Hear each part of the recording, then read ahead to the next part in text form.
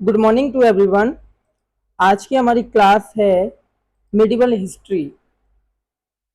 आज की हमारी जो क्लास है वो है मिडिवल हिस्ट्री, जिसमें हम यूजीसी नेट एंड यूपीएससी के कोर कॉन्सेप्ट को समझेंगे और डीप अंडरस्टैंडिंग के साथ हम इस सीरीज को कंप्लीट करेंगे।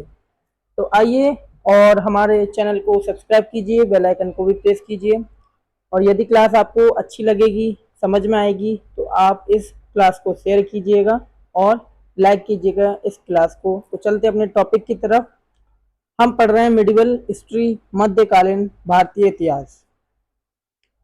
तो मध्यकालीन भारत का ऐतिहासिक परिदृश्य, भारत पर आक्रमण की भौगोलिक स्थिति।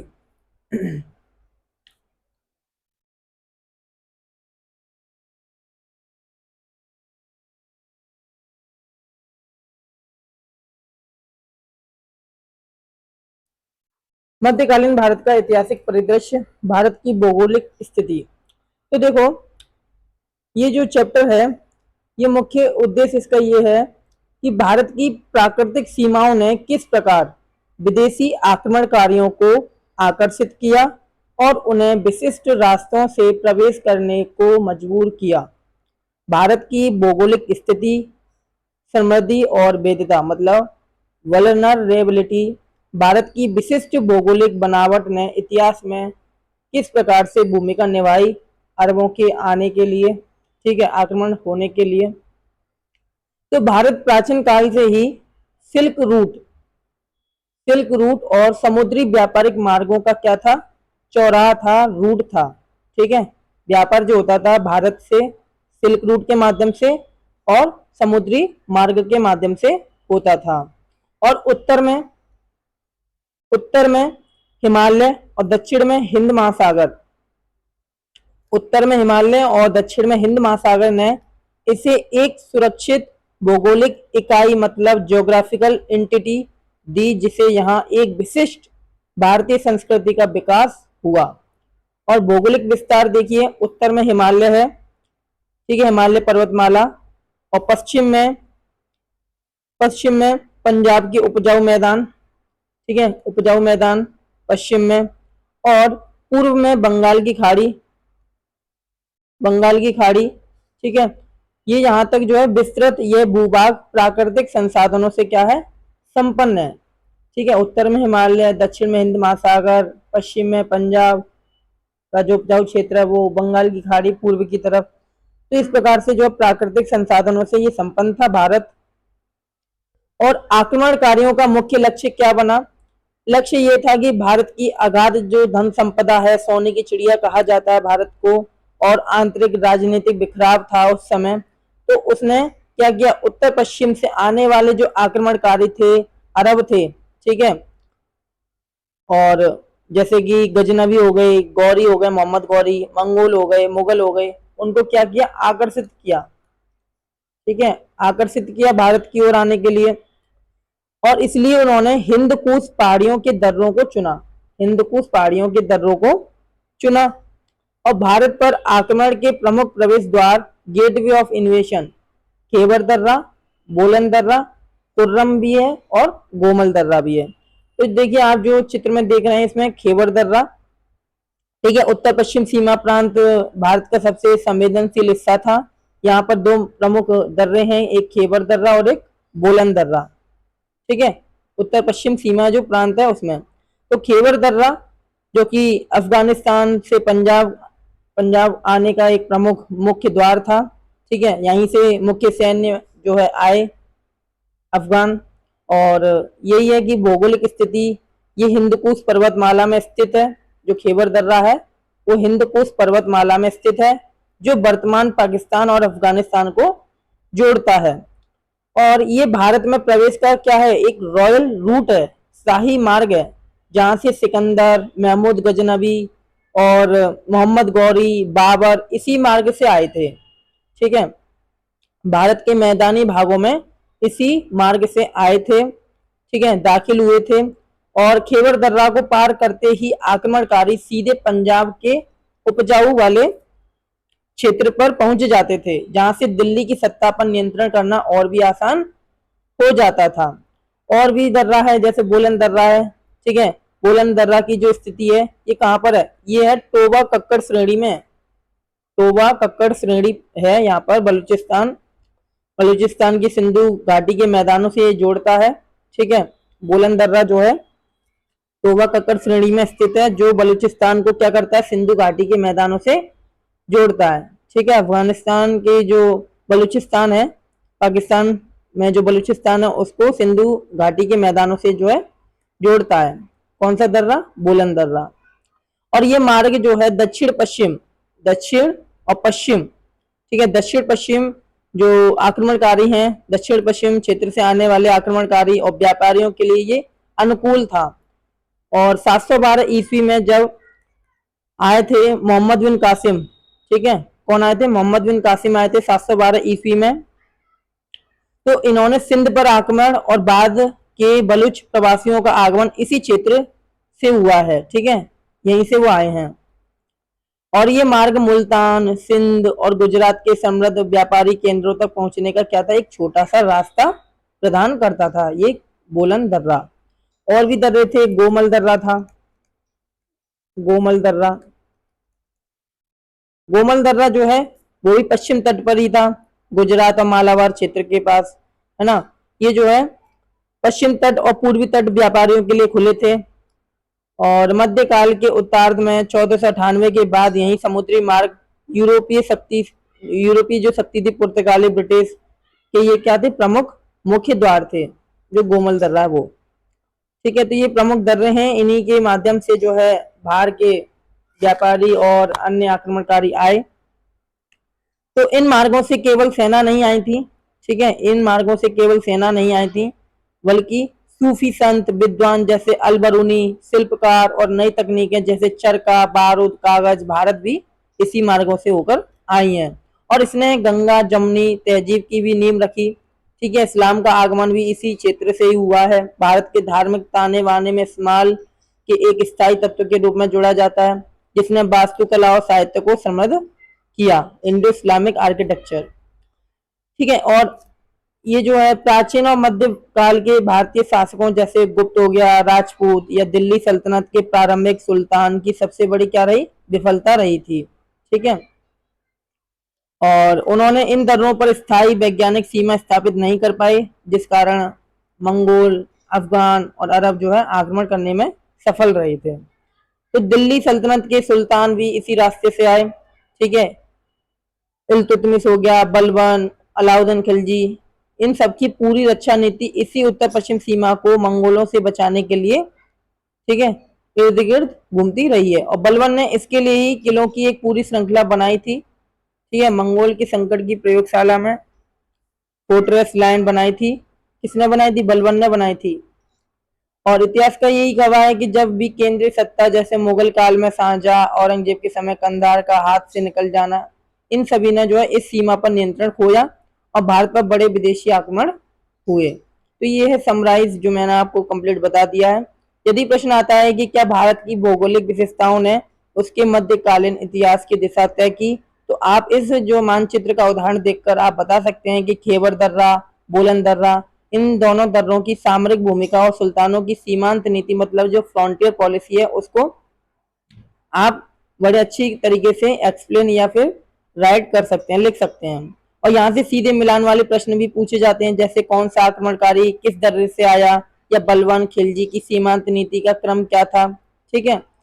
और यदि आप इस विषय से संबंधित कुछ अलग जानकारी, है ना, यदि कोई डाउट है तो आप जो है कमेंट में पूछ सकते हैं, ठीक है। तो कुल मिलाकर यही है कि तीन तरफ से जो है नेचुरल फोर्ट्रेस हैं, समुद्र जो है, और उत्तर में दुर्गम हिमालय ने भारत को एक अवैध किला बनाया, मतलब। और कुल मिलाकर ये है कि जो आक्रमणकारी आए हैं उसका मेन कारण यही है कि भारत में अथाह संपत्ति थी और भारत जो उपजाऊ वाला क्षेत्र था, ठीक है, जैसे गंगा यमुना मैदान वाला जो क्षेत्र है, तो वो क्या है, सरप्लस प्रोडक्शन एरिया है, जिससे अपार धन पैदा होता था। और इसी कारण मध्य एशिया और अफगानिस्तान के पहाड़ी क्षेत्र में जो रहने वाले अफगान थे, शुष्क इलाके में, ठंडे इलाके में, वहां पर संसाधनों की बहुत कमी थी। तो इस प्रकार से उनकी आर्थिक विषमता के कारण वह उत्तर पश्चिम कबीले जो है शासकों के लिए भारत पर आक्रमण करना एक क्या बना गया, भौगोलिक व्यवस्था या आर्थिक आवश्यकता उनके लिए बन गई थी। तो इसी कारण वे इसी दो प्रमुख दर्रों से भारत आए और उन्होंने आक्रमण किया। सबसे पहले 712 ईस्वी में कौन आए, सबसे पहले आए थे मोहम्मद बिन कासिम, और उनसे पहले भी आए थे जो कि अब अल हजाज यूसुफ ने भेजे थे अपने दो, ठीक है, उसको अभी हम विस्तार से पढ़ेंगे। दो सैनिक भी भेजे थे जो कि मारे गए थे राजा दाहिर के द्वारा। फिर उसके बाद मोहम्मद बिन कासिम भेजे गए 712 ईस्वी में। अब इसको हम समझते हैं कि मध्यकालीन भारत में ऐसा क्या घटना घटित हुई जिस कारण जो है मंगोल हो गए, अफगान हो गए, ठीक है, और जो अरब के आक्रमणकारी, ठीक है, वो आए। तो समझने का यही है कि शुरुआत करते हैं कहानी और समझते हैं कि क्या थी। तो मैंने आपको बता दिया कि जो है जो मध्य एशिया में जो है संसाधन की कमी थी, है ना, और जो भारत में दिल्ली सल्तनत के पास संसाधनों की कमी थी, इसलिए वे सीमा को हिंद कुश पर्वत तक नहीं ले जा सके और वे सिंधु नदी को अपनी सीमा मानते रहे। सिंधु नदी एक भौगोलिक अवरोध तो है, लेकिन उसे नावों द्वारा आसानी से पार किया जा सकता था और यही कारण है कि मोहम्मद गौरी और गजनबी को पार करने में कोई ज्यादा कठिनाई नहीं हुई, ठीक है। अब मुगलों की सफलता, मतलब बाबर ने सबसे पहले काबुल और कंधार को जीता, फिर उसके बाद वह दिल्ली पर कब्जा कर पाया। जब तक मुगलों का काबुल कंधार पर नियंत्रण रहा, भारत पर कोई बड़ा विदेशी आक्रमण नहीं हुआ।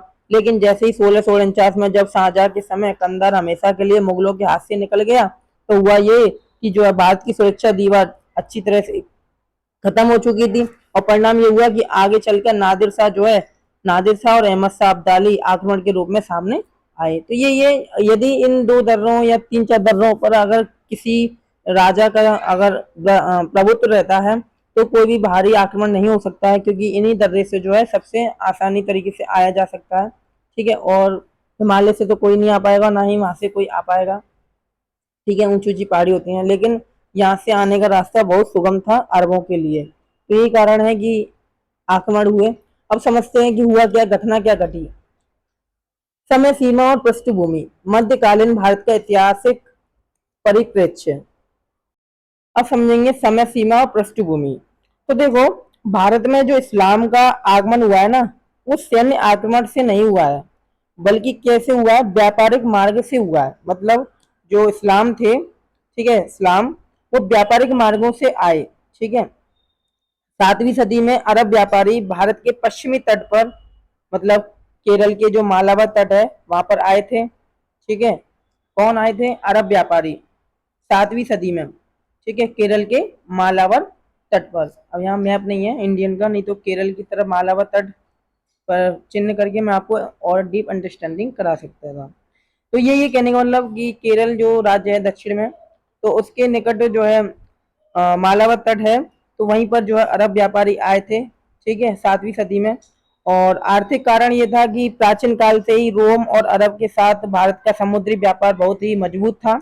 जब अरब में इस्लाम का उदय हुआ, अरब में इस्लाम का उदय हुआ, तो हुआ ये कि अरबी व्यापारियों के माध्यम से इस्लाम भारत के तटीय क्षेत्रों तक पहुंचा और राष्ट्रकूट राष्ट्रकूट जो, ठीक है, शक्ति थी, चैर राजाओं ने इन अरब व्यापारियों को स्वागत किया और उन्हें न केवल व्यापार करने की अनुमति दी, बल्कि क्या की, मस्जिद बनाने और उनके धर्म प्रचार करने की भी पूरी पूर्ण स्वतंत्रता दे दी। किन राजाओं ने, चैर और राष्ट्रकूट राजाओं ने, जो भारत पर राज्य कर रहे थे, ठीक है। उन्होंने क्या किया, दक्षिण क्षेत्र में जो राजा थे उन्होंने उन्होंने जो है अरब व्यापारियों को कहा कि आप मस्जिद भी बना सकते हैं और अपना धर्म प्रचार भी पूर्ण रूप से स्वतंत्र कर सकते हैं। और केरल की चेरामन जुमा मस्जिद इसका जीवंत उदाहरण है। जो केरल में चेरामन, ठीक है, चेरामन जो मस्जिद है, जुमा मस्जिद,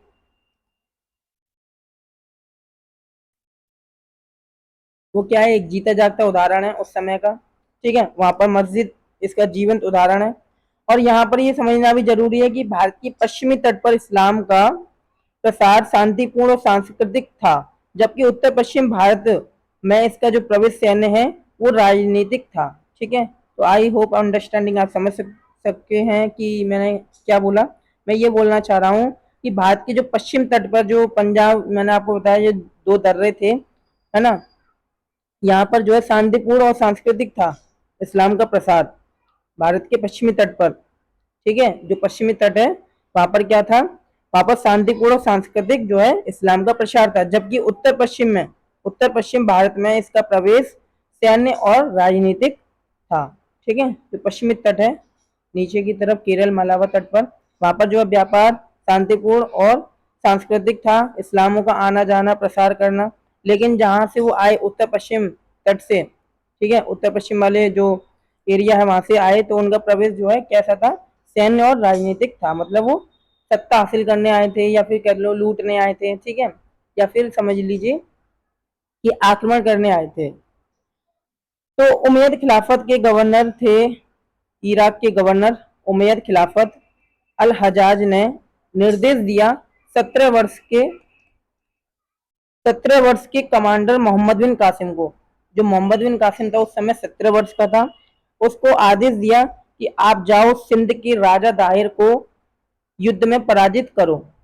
देखो, युद्ध एकदम नहीं हुआ, युद्ध होने का कारण बना, मैं आपको समझाऊंगा कैसे। देखो, सीलोन मतलब जो श्रीलंका के राजा थे उनके द्वारा इराकी गवर्नर के लिए, इराकी गवर्नर कौन, मैंने आपको बताया अल हजाज यूसुफ बिन खिलाफत, ठीक है, उमैयद खिलाफत।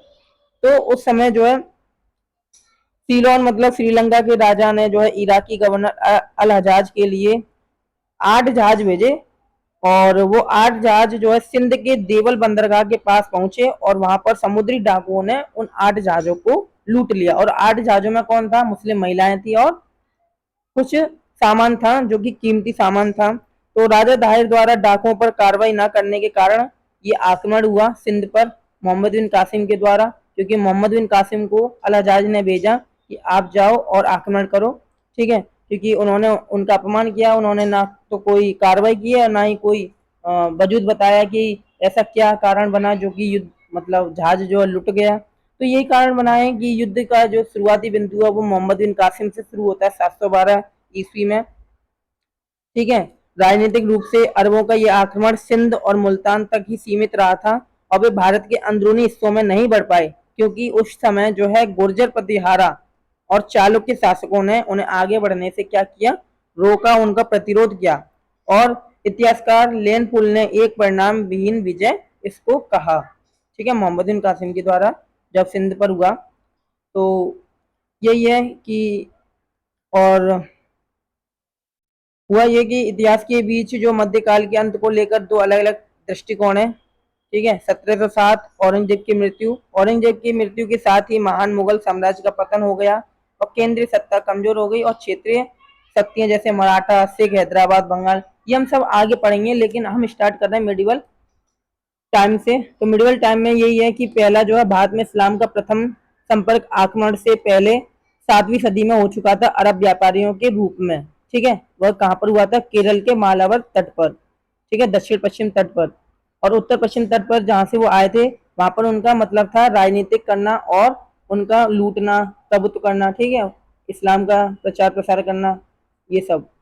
और मध्यकालीन इतिहास की शुरुआत होती है 712 ईस्वी से, क्योंकि उस समय मोहम्मद बिन कासिम का ये पहली बार आक्रमण था भारत पर। ठीक है, और ये भेजे गए थे इराक के गवर्नर के द्वारा अल हजाज यूसुफ बिन के द्वारा, क्योंकि उनके जो सीलोन के राजा थे उन्होंने उनके लिए 8 जहाज भेजे थे, और वो 8 जहाज जो है डाकुओं ने लूट लिए थे देवल बंदरगाह पर। तो इस कारण उनके उनके विरोध में जो है राजा दाहिर को पराजित करने के लिए, सिंध पर आक्रमण करने के लिए मोहम्मद बिन कासिम को उन्होंने सर्वप्रथम भेजा। और मध्यकालीन इतिहास का जो अंत है वो 1707 ईस्वी में औरंगजेब की मृत्यु के उपरांत होता है। ठीक है, या फिर 1857, कुछ मानते हैं कि 1857 तक माना जाता है। ठीक है, और ये खैबर दर्रा, ये दर्रा अफगानिस्तान को भारत के उत्तर पश्चिम क्षेत्र से जोड़ता है। प्राचीन काल से ही आक्रमणकारियों का ये मुख्य मार्ग रहा है। बोलन दर्रा, ये मार्ग बलूचिस्तान से होकर सिंधु घाटी के मैदान में प्रवेश करने का एक क्या है, रास्ता है, और ये भारत के पश्चिम भाग में प्रवेश का मार्ग है। और भी है गोमल दर्रा, कुर्रम दर्रा और समुद्री मार्ग, विशेषकर सिंधु घाटी और पश्चिम तट भी आक्रमण और व्यापारी के लिए क्या रहे, महत्वपूर्ण रूट रहे हैं या फिर महत्वपूर्ण एरिया रहे हैं। भारत पर अरब आक्रमण के कारण एवं उद्देश्य। अब आप समझ लीजिए कि भारत पर अरब आक्रमण क्यों हुआ, क्या कारण बना और उनका उद्देश्य क्या था। तो राजनीतिक अस्थिरता।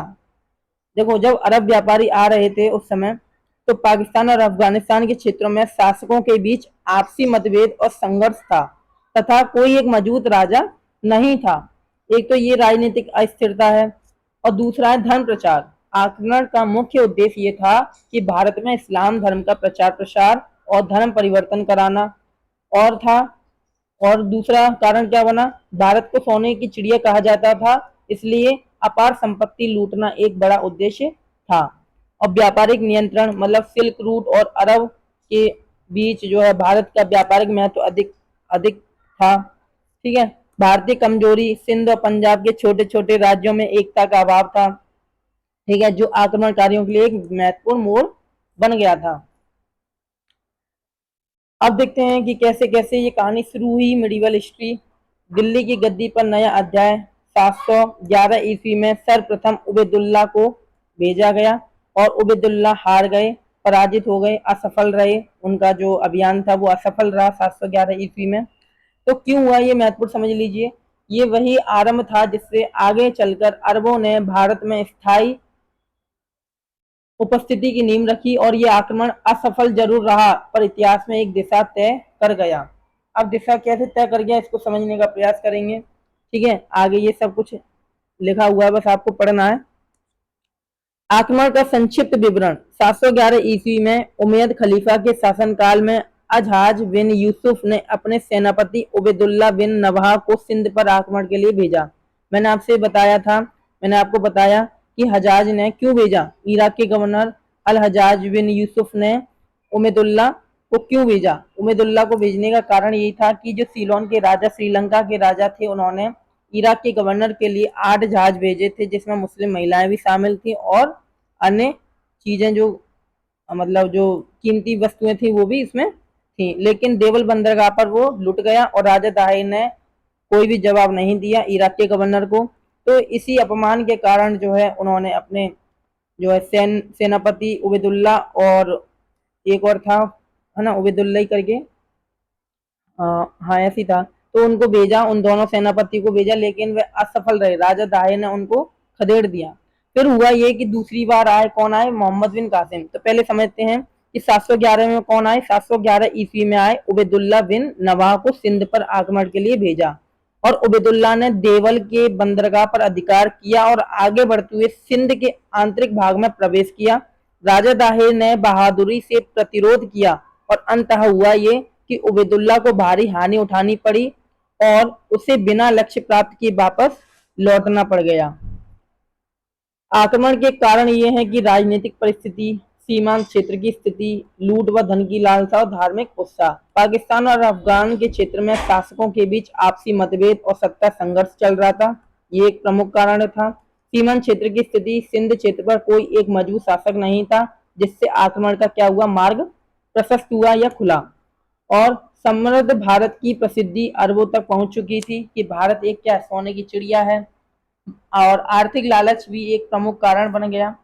धार्मिक उत्साह, धर्म का प्रचार प्रसार करना, इस्लाम का प्रसार करना उनका उद्देश्य बन गया कि आक्रमण के पीछे जो है हम अपना इस्लाम का प्रचार प्रसार करेंगे। तो ये मुख्य कारण बने और परिणाम ये हुआ कि ये आक्रमण जो असफल रहा उबैदुल्ला द्वारा 711 ईस्वी में। बिना सफलता प्राप्त किए उन्हें वापस लौटना पड़ गया। असफल होने का प्रमुख कारण ये था कि राजा दाहिर का संगठित व प्रबल प्रतिरोध रहा। अरब सेना का सिंध क्षेत्र की भौगोलिक परिस्थितियों से परिचित नहीं होना, लंबी आपूर्ति रेखाओं एवं रसद की कठिनाइयां, स्थानीय अन समर्थन स्थानीय जन समर्थन का अभाव और मौसम और जलवायु की अनिश्चितता, मतलब उनकी जानकारी में नहीं था। देखो, कोई नई जगह जाते हैं तो कोई जानकारी नहीं होती है, तो यही कारण रहा इनके लिए असफल होने का कि उन्हें मौसम और जलवायु की प्रतिकूलता थी। ठीक है, और जो है अरब सेना सिंध क्षेत्र की भौगोलिक परिस्थितियों से परिचित नहीं थे। ठीक है, ये मुख्य कारण रहे उनके असफल रहने के।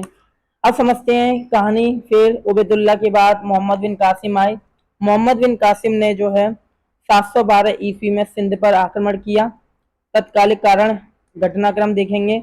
जहाज लूट और युद्ध। श्रीलंका के शासक ने, मैंने आपको बताया सीलोन के राजा ने शासक के लिए, कौन से शासक के लिए, इराक के शासक मोहम्मद बिन सॉरी इराक के जो गवर्नर थे और अल हजाज यूसुफ बिन, उनके लिए भेजा था 8 जहाज, जो कि देवल बंदरगाह पर डाकुओं द्वारा लूट लिया गया और राजा ताहिर का कोई भी उनके लिए कोई भी जवाब नहीं बना, तो उन्होंने जो मोहम्मद बिन कासिम को द्वारा भेजा। ठीक है, बच्चों से लेकर जा रहे एक जहाज को लूट लिया गया और यात्रियों को बंदी बना लिया गया। अल हजाज को ये जानकारी मिली और अल हजाज बिन यूसुफ जो इराक के गवर्नर थे, उन्होंने मोहम्मद बिन कासिम को सिंध पर आक्रमण करने के लिए आदेश दिया, जो कि 17 वर्ष के, ठीक है, 17 वर्ष के थे। और अल हजाज ने राजा दाहिर को संदेश भेजा कि बंदियों को वापस किया जाए और राजा दाहिर ने यह करने से इनकार कर दिया और यही रहा कि हजाज ने अपने सेनापति मोहम्मद बिन कासिम को सिंध पर आक्रमण का आदेश दे दिया और 712 ईस्वी में वह आए। ठीक है, और इस प्रकार नाराज होकर अल हजाज ने अपनी दामाद जो उसका भतीजा और सेनापति भी था मोहम्मद बिन कासिम को भारत या सिंध, ठीक है, सिंध में भेजा। तो मुख्य घटना यही है कि जहाज की लूट थी, बंदियों को, ठीक है, गिरफ्तार कर लिया गया। अल हजाज की भूमिका यह है कि उनका प्रतिशोध हुआ, उन्हें अपने प्रभाव क्षेत्र का विस्तार करना था। और मोहम्मद बिन कासिम अल हजाज का दामाद, भतीजा और भरोसेमंद सेनापति था। तात्कालिक कारण यह था कि उनका अपमान हुआ, प्रतिशोध और राजनीतिक विस्तार की नीति। ये आक्रमण धार्मिक कारणों से कम, राजनीतिक विस्तार और प्रतिशोध एवं प्रतिष्ठा की पुनः स्थापना के उद्देश्य से किया गया था। खलीफा और अल हजाज का परिचय समझ लीजिए। अल हजाज का पूरा नाम अल हजाज बिन यूसुफ और वह इराक का क्या था, उमैया खिलाफत था, मतलब गवर्नर था, इराक का गवर्नर। और खलीफा अल वलीद ये उमैया खलीफत का शासक था, जो एक सुन्नी खलीफत था। ठीक है, उमैया खलीफत जो कि 661 से 750 ईस्वी तक, ये इस्लाम का पहला वंशानुगत राजवंश था। ठीक है, इस्लाम का क्या था, ये पहला वंशानुगत राजवंश था, उमैया खलीफत। ठीक है, और अल हजाज इराक का क्या था, एक शक्तिशाली और कठोर प्रशासक था, जिसने अपने प्रशासन को बहुत संगठित रूप से प्रभावी बनाया। और अल वलीद के शासनकाल में उमैया साम्राज्य का विस्तार हुआ और कई विजय अभियान भी चलाए गए। इसी कारण में सिंध पर आक्रमण की पृष्ठभूमि तैयार हुई और अल हजाज ने मोहम्मद बिन कासिम को भारत भेजा सिंध आक्रमण के लिए। ठीक है, ये पृष्ठभूमि है मेडिवल हिस्ट्री की। मोहम्मद बिन कासिम, उसका परिचय देखते हैं। उनका जन्म जो है अब अरब में ताहिफ में लगभग 695 ईस्वी में हुआ था और उनकी जो उम्र थी उस समय भारत में सिंध आक्रमण के लिए आए तो उस समय उनकी उम्र 17 वर्ष थी केवल। प्रवेश मार्ग, ये कहाँ से आए, खेवर दर्रा से आए। मैंने आपको बताया अधिकतर जो अरब व्यापारी या फिर अरब जो आक्रमणकारी हैं वो कहाँ से आए हैं, खेवर दर्रा से आए हैं और यहीं से भारत में प्रवेश किया उन्होंने 712 ईस्वी में। भारत पर आक्रमण करने वाला वह प्रथम अरब एवं प्रथम मुस्लिम आक्रमणकारी था। उसके पास लगभग 6000 घुड़सवार और 6000 ऊंट सवार पैदल सेना तथा आधुनिक अरब युद्ध तकनीकें थीं, जैसे मजनिक, पत्थर फेंकने वाला युद्धपोत। मोहम्मद बिन कासिम अरब शासक अल हजाज का सेनापति था। उसने सिंध के शासक राजा दाहिर को पराजित कर लिया और सिंध पर अधिकार कर लिया। सिंध विजय के बाद इस्लाम का प्रभाव भारत में पहली बार राजनीतिक रूप से स्थापित हुआ। ठीक है, और ये विजय आगे चलकर मुस्लिम शासन की नींव साबित हुई। ठीक है, इस प्रकार से ये क्रम बना मेडिवल हिस्ट्री का। और अब चलते हैं नेक्स्ट, मोहम्मद बिन कासिम के अभियान 712 ईस्वी में आया। देखिए, सबसे पहले हुआ ये कि सीलोन के राजा थे वो इराक के गवर्नर के लिए जो है जहाज भेज रहे थे, 8 जहाज, लेकिन देवल बंदरगाह पर वह जहाज लूट लिया गया समुद्र लुटेरों द्वारा। ठीक है, तो उसका प्रतिशोध करने के लिए अल हजाज ने जो है मोहम्मद बिन कासिम को भेजा। तो सबसे पहले वह सिंध पहुंचे। ठीक है, सिंध पर आक्रमण किया। 712 ईस्वी में अरबों ने सिंध पर अधिकार किया और कासिम ने कम समय में सिंध के बड़े भाग पर कब्जा कर लिया और ये अभियान भारतीय इतिहास में एक क्या बन गया, नए युग की शुरुआत बन गया। और स्थानीय शासकों के सहयोग और संधि नीति का प्रयोग किया गया और इस विजय के बाद सिंध के इस्लाम शासन की नींव पड़ गई। तो सबसे पहला देवल बंदरगाह 712 ईस्वी पर, वर्तमान जो कराची में है, ठीक है। तो उस समय कासिम ने इस पर कब्जा कर लिया 712 ईस्वी में। सबसे पहले देवल बंदरगाह, फिर निरून, ये बौद्ध क्षेत्र पर अधिकार कर कासिम आगे बढ़े, ठीक है। सबसे पहले देवल बंदरगाह, फिर निरून, फिर रावर। रावर के युद्ध में जो है राजा दाहिर को हरा दिया गया मोहम्मद बिन कासिम के द्वारा, ठीक है। तो बैटल ऑफ रावर 712 ईस्वी में हुआ। सबसे पहले देवल बंदरगाह पहुंचा मोहम्मद बिन कासिम, फिर निरून पहुंचा, फिर निरून के बाद रावर पहुंचा, ठीक है। रावर का युद्ध हुआ, तो रावर अभियान किया उन्होंने 712 ईस्वी में। फिर ब्राह्मणवाद, जय सिंह ने बिना प्रतिरोध के कासिम के सामने समर्पण कर दिया। अरोरा, अलोर, सिंध की राजधानी अरोर या फिर अलोर को कासिम ने जीतकर सिंध की राजधानी पर अधिकार कर लिया। फिर मुल्तान, मुल्तान में 713 से लेकर 714 के बीच में मुल्तान पर भी उन्होंने अधिकार कर लिया। किसने? कासिम ने। कासिम की मृत्यु हो जाती है 714 ईस्वी में। भारत पर विजय के समय कासिम की आयु केवल 17 वर्ष थी, ठीक है। भारत पर विजय के समय उनकी जो आयु थी केवल कितनी थी? 17 वर्ष थी। उन्होंने 17 वर्ष की उम्र में ही भारत के कुछ प्रमुख क्षेत्र पर उन्होंने कब्जा कर लिया और सिंध पर अरबों का अधिकार 712 ईस्वी में हो गया और ये भारत में इस्लामी शासन की शुरुआत का पहला कदम बन गया। इसके बाद ही अरबों ने आगे चलकर मुल्तान, राजस्थान, गुजरात की ओर भी विस्तार किया। भारतीय उपमहाद्वीप और इस्लामी विश्व के राजनीतिक सांस्कृतिक संपर्क की भी नींव पड़ी। भारत में मुस्लिम शासक की शुरुआत, अरबों का सिंध पर अधिकार और इतिहास में एक नया युग प्रारंभ। बार बार यूपीएससी प्रीलिम्स में भी पूछा जाने वाला ये कॉन्सेप्ट है, ठीक है, इसलिए ये महत्वपूर्ण है। तो सबसे पहले 712 ईस्वी में मोहम्मद बिन कासिम द्वारा देवल बंदरगाह पर अधिकार किया गया। फिर उसके तत्पश्चात निरोन जो कि बौद्ध क्षेत्र था उस पर अधिकार किया गया मुस्लिम जो है मोहम्मद बिन कासिम के द्वारा। फिर 20 जून 1712 जो कि रावर का युद्ध हुआ, राजा दाहिर वह उस युद्ध में हार गए थे। और ब्राह्मणवाद, रावर के युद्ध के बाद ब्राह्मणवाद, जय सिंह का समर्पण, अरोरा जो कि सिंध की राजधानी थी उस पर उन्होंने अधिकार किया। फिर मुल्तान पर अधिकार किया। फिर 714 में कासिम की मृत्यु हो जाती है। तो ये इस प्रकार से अभियान की जो है समय रेखा है, टाइमलाइन है, आप इसको याद कर सकते हैं।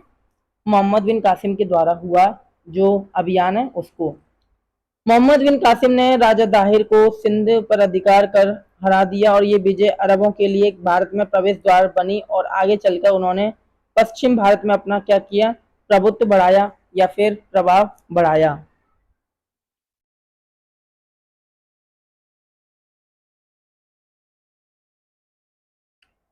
अब चलिए नेक्स्ट,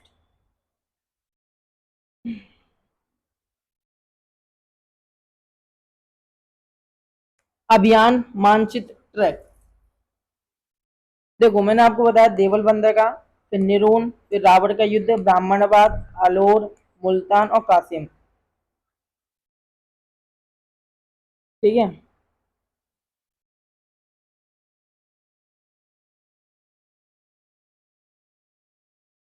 ये तो हो गया ना। हाँ अब एक एक करके है, ये धीरे धीरे एक्सप्लेन किया गया है। तो देवल बंदरगाह यहाँ पर है, ठीक है, गुजरात के तट के पास। तो देवल बंदरगाह पर 712 ईस्वी में मोहम्मद बिन कासिम के द्वारा अधिकार किया गया जो कि पाकिस्तान के कराची में है वर्तमान में, ठीक है। ये सर्वप्रथम अभियान था या कह लो सर्वप्रथम अधिकार था, ठीक है, मोहम्मद बिन कासिम के द्वारा। सिंध पर अरबों का अधिकार हो गया। ये सारी बातें हम अभी आपको विस्तृत तरीके से बता ही चुके हैं, ठीक है। आप इसको समझ लीजिएगा, ठीक है, एक एक करके कंप्लीट हो चुका है। सबसे पहले देवल बंदरगाह, फिर निरोन, फिर रावर का युद्ध, ब्राह्मणबाड़, अलोर, फिर मुल्तान। इस तरीके से वो धीरे धीरे अंदर की तरफ प्रवेश करने लग गई, ठीक है। ये मोहम्मद बिन कासिम और राजा दाहिर के बीच लड़ा गया निर्णायक युद्ध था। कौन सा युद्ध? रावर का युद्ध, ठीक है। युद्ध की तिथि है 20 जून 712 ईस्वी। राजा दाहिर की इस युद्ध में मृत्यु हो गई और राजा दाहिर हाथी पर सवार थे। अरबों ने आगे लगे तीरों से हाथी को घायल किया जिससे दाहिर नीचे गिर गए और मारे गए। इसके साथ ही सिंध पर अरबों का क्या हुआ? पूर्ण नियंत्रण या पूर्ण स्थापित कर लिया या अधिकार कर लिया। तो ये क्रम रहा है, इसको हम पढ़ चुके हैं।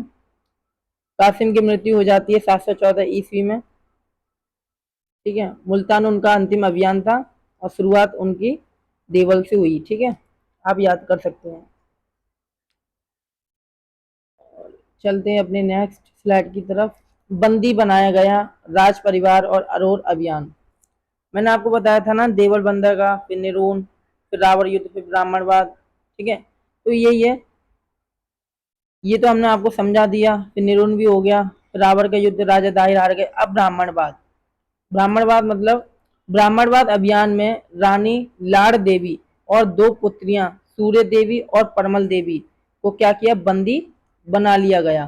किसके द्वारा, मोहम्मद बिन कासिम के द्वारा। दोनों पुत्रियों को खलीफा के पास भेजा गया और रानी लाड़ देवी ने खलीफा को संदेश भिजवाया कि कासिम ने उनके साथ अत्याचार किया है, उसे उस कारण बाद में कासिम को दंडित भी किया गया। मतलब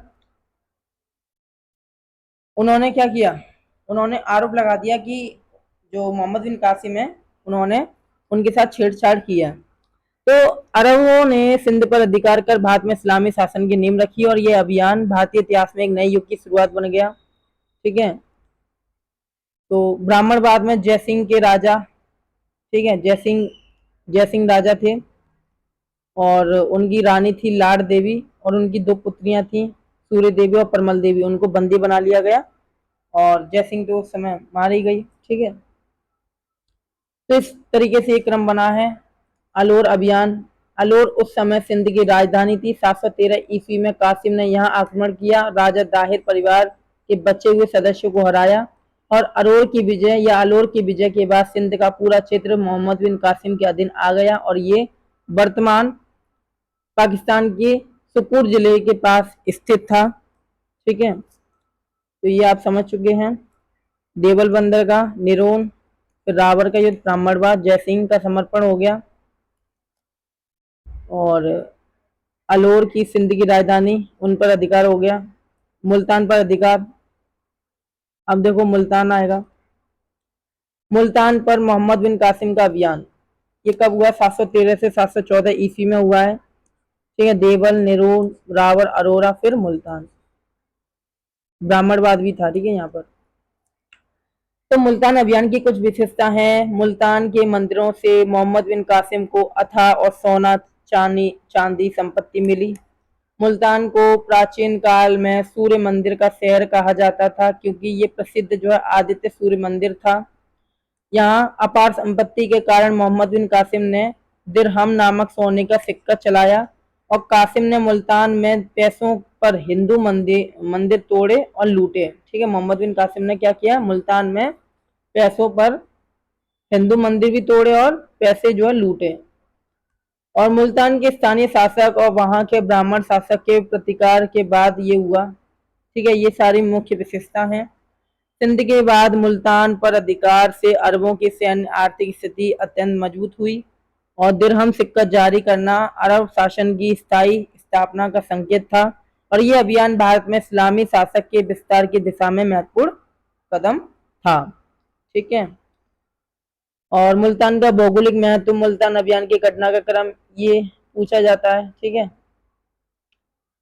और मोहम्मद बिन कासिम द्वारा चलाया गया दिरहम सिक्का किस स्थान से चलाया गया, देवल से, मुल्तान से, अरोरा से या निरोन से। तो ऑप्शन हो जाएगा मुल्तान, क्योंकि यहीं से उन्होंने जो सिक्के की शुरुआत की, क्योंकि उन्हें यहाँ से ही सिक्के सोने चांदी के अधिक मिले।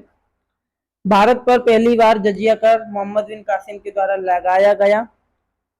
वजह ये रही कि भारत में जजिया कर पहली बार मुल्तान विजय के दौरान मोहम्मद बिन कासिम ने लगाया और ये कर गैर मुसलमान, ठीक है, गैर मुसलमान पर लगाया जाने वाला ये पहला धार्मिक कर था और इसमें जजिया कर में छूट प्राप्त करने वाले लोग थे मुसलमान, ब्राह्मण, सन्यासी, विकलांग, विद्वान और महिलाएं इस कर से क्या थे, मुक्त थे।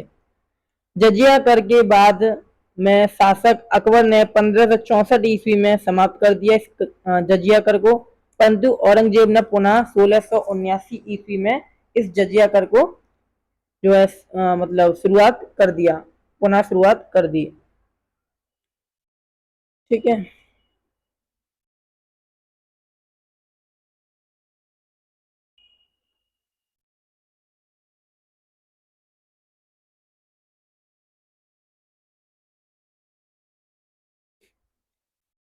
अच्छा, जजिया कर इस्लाम शासक ने गैर मुसलमानों के लिए लगाया गया था और ये कर सुरक्षा शासन की सुविधा के बदले लिया जाता था। ठीक है, गैर मुस्लिम को जजिया देने पर जान माल की सुरक्षा का आश्वासन मिलता था। मुल्तान विजय 712 ईस्वी में जजिया का पुनः समापन 1564 ईस्वी में अकबर के द्वारा किया गया, लेकिन पुनः लागू किया गया 1679 में औरंगजेब के द्वारा। तो ये स्लाइड आपको पूरी तरीके से समझ में आ गई होगी। अब चलते हैं नेक्स्ट अपनी स्लाइड, एक मिनट।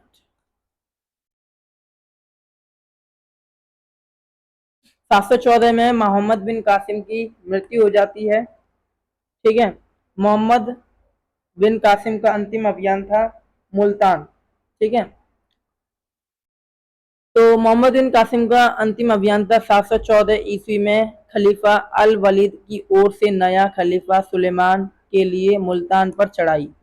ठीक है, ये अंतिम चरण बना। और सुलेमान की राजनीतिक प्रतिक्रिया, सुलेमान खलीफा के राजनीतिक विरोधी अल हजाज का दुश्मन था। सुलेमान खलीफा के राजनीतिक विरोधी अल हजाज का क्या था? दुश्मन था, इसलिए वह कासिम से भी नाराज था। सुलेमान ने कासिम को वापस अरब बुला लिया। देखो, मैं आपको इस क्रम को पूरी तरीके से एक्सप्लेन कर देता हूँ। इसमें थोड़ी बहुत बातें मतलब नहीं लिखी गई हैं, डिस्क्रिप्टिव नहीं है, मैं आपको समझा देता हूँ। देखो समझिए, मैं बता रहा हूँ कि 714 ईस्वी में मोहम्मद बिन कासिम की मृत्यु कैसे हुई ये कि खिलाफत की राजधानी में जो है खलीफा अल वलीद की मृत्यु हो गई। कासिम मुल्तान में था जब, ठीक है, उस समय खलीफा अल वलीद की मृत्यु हो गई और एक नया खलीफा बना जिसका नाम था सुलेमान इब्न अब्द अल मलिक। सुलेमान इब्न अब्द अल मलिक तो उस समय बन गया किसकी जगह? अल वलीद की जगह, क्योंकि उसकी मृत्यु हो गई। तो हुआ ये कि कासिम की मृत्यु का कारण कोई भारतीय राजा नहीं बल्कि क्या था? अरब की आंतरिक राजनीतिक दुश्मनी थी। अल हजाज बनाम सुलेमान, मतलब मोहम्मद बिन कासिम इराक के शक्तिशाली गवर्नर अल हजाज इब्न यूसुफ का क्या था? दामाद और भतीजा था। और खलीफा सुलेमान अल हजाज के बीच एक भयंकर क्या था? राजनीतिक दुश्मनी थी। और सुलेमान को खलीफा बनने से रोकने में हजाज का हाथ था। सुलेमान को खलीफा बनने से रोकने में किसका हाथ था? अल हजाज का हाथ था। तो कासिम के मुल्तान अभियान से ठीक पहले अल हजाज की मृत्यु हो चुकी थी, लेकिन नए खलीफा सुलेमान का गुस्सा शांत नहीं हुआ। उसने अल हजाज के पूरे गुट रिश्तेदार को नष्ट करने का फैसला लिया और सुलेमान ने भारत में आए कासिम की शानदार सफलताओं को नजरअंदाज करते हुए उसे तुरंत जंजीरों में जकड़कर वापस अरब लौटने का आदेश दिया। ठीक है, आदेश जारी किया। तो कासिम की मृत्यु कैसे हुई इसके बारे में इतिहासकार बताते हैं कि जो है सिंध के राजा दाहिर की दो बेटियां को कासिम ने खलीफा के हरम के लिए भेजा था। उन्होंने बदला लेने के लिए खलीफा से झूठ बोल दिया कि कासिम ने पहले ही उनका संतित्व भंग कर दिया, मतलब उनकी छेड़छाड़ कर दी। तो इससे क्रोधित होकर खलीफा ने कासिम को बेल की खाल में सिलकर दमसिक लाने का आदेश दिया, जिससे दम घुटने से उसकी मृत्यु हो गई। तो ये पूरी वजह रही। ठीक है, आधुनिक इतिहासकार इसे अधिक वैज्ञानिक और प्रामाणिक मानते हैं और इसके अनुसार कासिम को बंदी बनाकर इराक के बासे शहर की जेल में भेजा गया, वो ये बोलते हैं। और वहां हजाज के पुराने दुश्मन ने उसे घोर यातनाएं दी जिस कारण उसकी मृत्यु हो गई। ठीक है, तो कई मतलब विचार हैं अपने अपने। तो मोहम्मद बिन कासिम मात्र 17 से 18 वर्ष की आयु में सैन्य प्रतिभा वाले व्यक्ति था और ये वही जीवित रहता, मतलब यदि वह जीवित रहता तो वह कन्नौज और गुजरात की ओर भी आगे बढ़ता। ठीक है, उसकी अचानक मृत्यु ने अरबों के नेतृत्व को पंगु बना दिया, मतलब हल्का बना दिया। इसके बाद अरब कभी भी सिंध और मुल्तान की भौगोलिक सीमा से आगे भारत के अंदर नहीं बढ़ पाए। ठीक है, तो कासिम के जाते ही सिंध में अराजकता फैल गई। राजा दाहिर के पुत्र जय सिंह ने कुछ क्षेत्रों पर पुनः नियंत्रण कर लिया, इस्लाम छोड़कर वापस हिंदू धर्म अपना लिया। इसके तुरंत बाद भारत के आंतरिक हिस्सों में दो महान शक्तियों का उदय हुआ, जो कि गुर्जर प्रतिहारा और चालुक्य। ठीक है, गुर्जर प्रतिहारा और चालुक्य। प्रतिहारा राजा नागभट्ट प्रथम और चालुक्य कमांडर पुलकेशिन ने अरबों के परवर्ती मतलब जो बाद में आक्रमण हुए उनको बुरी तरह पराजित कर दिया और उन्हें सिंध तक सीमित रखा, जिसे नवसारी का युद्ध भी कहते हैं। ठीक है, नवसारी के युद्ध में आप पढ़ेंगे तब आपको मैं एक्सप्लेन कर दूंगा कि कैसे कैसे जो है युद्ध होने से जो है मतलब वो अंदर की तरफ भारत में प्रवेश नहीं कर पाए। तो ये घटना दर्शाती है कि मध्यकाल में धार्मिक राष्ट्रवाद और जिहाद से सबसे बड़े कारण व्यक्तिगत और कबीलाई सत्ता में संघर्ष था और ये सफल कमांडर को केवल इसलिए मार दिया गया क्योंकि वह विरोधी गुट का था, मतलब जो सुलेमान था वो उसका दुश्मन था, क्योंकि अल हजाज और सुलेमान में क्या थी, दुश्मनी थी। और जो अल हजाज था, अल हजाज का जो है दामाद या फिर जो है भतीजा था वो कौन था, मोहम्मद बिन कासिम। तो इस प्रकार उसने अपनी दुश्मनी को पूरी निभाने के लिए जो है उसको मरवा दिया और कुछ उसने झूठ भी बोल दिया। ठीक है, यही कारण बना है सुलेमान इब्न अब्दुल मलिक, क्योंकि इसी के नाम पर इसी काल में 714 ईस्वी में मुल्तान पर अंतिम रूप से पूर्ण संप्रभुता का दावा किया गया और फिर कासिम को वापस बुलाया गया। ठीक है, मोहम्मद बिन कासिम के अभियान हम पढ़ ही चुके हैं। मुल्तान उनका अंतिम अभियान था, अरोरा, ब्राह्मणवाद, रावण का युद्ध, देवल। ठीक है, ये क्रम बना है। ठीक है, यहाँ से लेके तो चचनामा, चचनामा जो है 712 ईस्वी के अरब आक्रमणों की पूर्ण जानकारी देता है। ठीक है, ये ग्रंथ है, इस ग्रंथ से ही मिलती है। चचनामा मूल रूप से अरबी भाषा में लिखा गया था और इस ग्रंथ का फारसी में अनुवाद 13वीं सदी में अली कुकी द्वारा किया गया। इस पुस्तक को फतेहनामा ए सिंध भी कहा जाता है। ठीक है, ऑप्शन में आ सकता है एग्जाम में कि फतेहनामा ए सिंध किस बुक को कहा जाता है, तो चचनामा को। ये ग्रंथ सिंध पर अरब विजय का सबसे प्रामाणिक और विस्तृत ऐतिहासिक विवरण देता है। अरब आक्रमण जो है 712 ईस्वी में मोहम्मद बिन कासिम के द्वारा किया गया। मूल भाषा जो है अरबी है चचनामा की। फारसी अनुवादक अल कुकी ने किया, कूफी ने। फतेहनामा ए सिंध जो है फारसी नाम है चचनामा का और महत्व क्या है, सर्वाधिक प्रामाणिक और विस्तृत विवरण देता है किसका, अरबों का। ठीक है, तो आप ये याद कर सकते हैं। तुर्क आक्रमण का प्रारंभिक परिदृश्य, तुर्क मतलब जो महमूद गजनवी हैं। ठीक है, तो इसको हम अगले वाले क्लास में कंप्लीट करेंगे।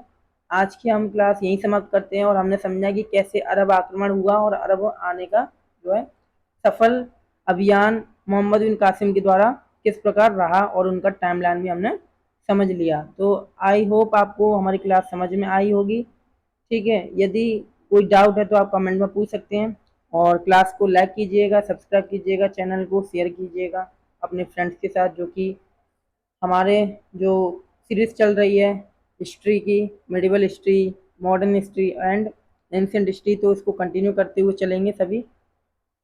और अदर क्लास भी आ रही हैं, पॉलिटिकल साइंस, इकोनॉमिक्स, ज्योग्राफी, तो इसको भी फॉलो कीजिए। ठीक है, थैंक्स फॉर वॉचिंग, नमस्कार।